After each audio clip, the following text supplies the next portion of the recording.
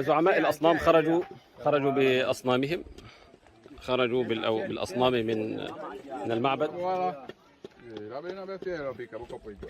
وهذا أيضا طبعا هذا الزعيم معه بعض الأصنام، وهذه السيدة معها هذا الصنم،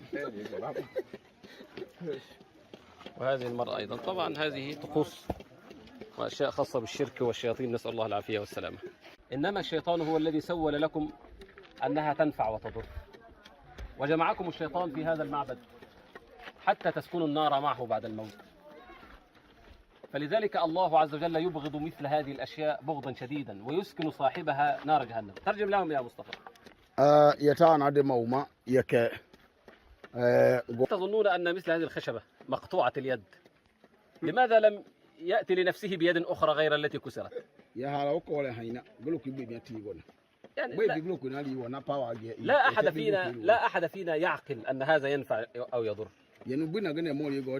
إنما الشيطان هو الذي يأتي إلى رؤوسكم ويقول لكم هذا فيه نفع وفيه ضر، وهو الذي يأتي بالخير ويأتي بالأرزاق ويأتي بالأمطار. لا، هذا كله من الباطل الذي جاء الأنبياء والرسل لاقتلاعه من صدور الناس.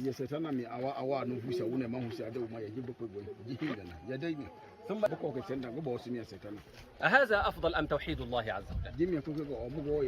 نعبد الله وحده ولا نشرك به شيئا، ونتطهر من هذه الأصنام والأوثان، ونصلي لله عز وجل، ندعوه وحده، نصلي له وحده، نتنظف ونتطهر ونتوضأ ونغتسل. دين النظافة، دين الأنبياء. أما هذا دين الشيطان. الشيطان يأمركم بالقذارة، أما الأنبياء والرسل يأمرون بالنظافة. هذا من أثر التوحيد على الناس.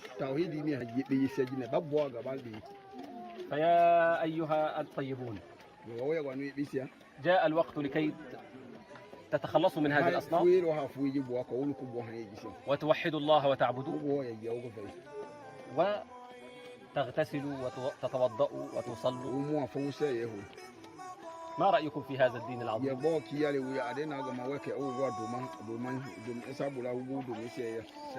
واحمدوا. لم أنتهي.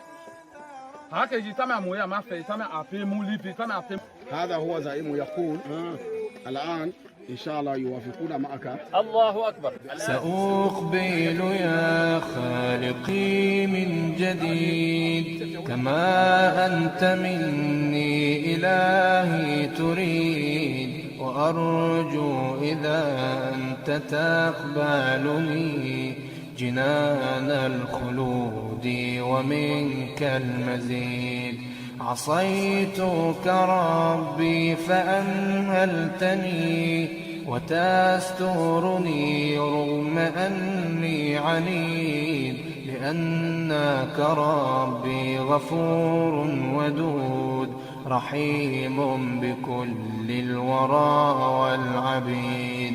أتيتك يا خالقي باكيا ودمع الأسى كل حين يزيد،